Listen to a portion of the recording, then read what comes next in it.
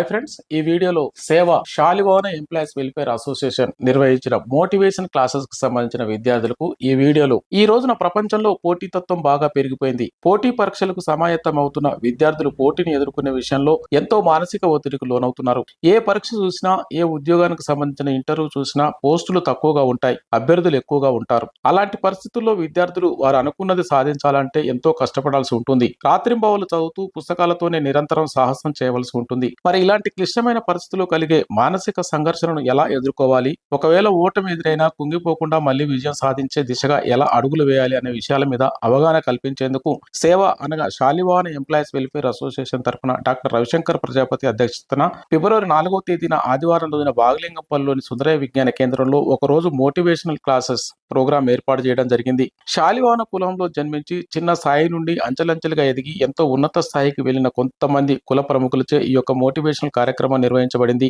Anti corruption బ్యూరోకు director general గా చేసి ఈ మధ్యనే పదవి విరమణ చేసిన జె పూర్ణచంద్రరావు ఐపీఎస్ గారు ఈ కార్యక్రమానికి సెంటర్ ఆఫ్ అట్రాక్షన్ గా నిలిచారు. విద్యార్థులు పోటీ పరీక్షలకు ఎలా సమాయత్తం కావాలనే విషయంలో వారు ఎన్నో విలువైన సూచనలు చేయడం జరిగింది. వారితో పాటు ఉస్మానియా విశ్వవిద్యాలయంలో యూజీసీ డీన్ గా పనిచేసి పదవి విరమణ చేసిన ప్రొఫెసర్ తీగుళ్ల పార్థసారథి గారు, ప్రస్తుతం ఇందిరాగాంధీ ఓపెన్ యూనివర్సిటీలో రీజనల్ డైరెక్టర్ గా చేస్తున్న డాక్టర్ కందుకూరి రమేష్ గారు, పోలీస్ డిపార్ట్మెంట్ లో ఆక్టోపస్ విభాగానికి ఎస్పీగా పనిచేస్తున్న చేబ్రోలు లక్ష్మీనారాయణ గారు, ఖమ్మం జిల్లాలో డిస్ట్రిక్ట్ రిజిస్టర్ గా పనిచేస్తున్న చిట్టిమల్ల అశోక్ కుమార్ గారు మరియు మాతృశ్రీ కాలేజీలో అసిస్టెంట్ ప్రొఫెసర్ గా చేస్తున్న బొడ్డుపల్లి జానయ్య గారు కూడా నిన్నటి కార్యక్రమంలో పాల్గొని పోటీ పరీక్షలకు సమాయత్తం అవుతున్న విద్యార్థులకు దశ నిర్దేశించడం జరిగింది. అదేవిధంగా వివిధ ప్రాంతాల నుండి తరలివచ్చిన విద్యార్థులు ఈ అవగాహన కార్యక్రమంలో పాల్గొని వారి సంతృప్తిని వ్యక్తం చేయడమే కాకుండా ఇలాంటి అవగాహన కార్యక్రమాలను మళ్లీ నిర్వహించాలని నిర్వాహకులను కోరడం జరిగింది.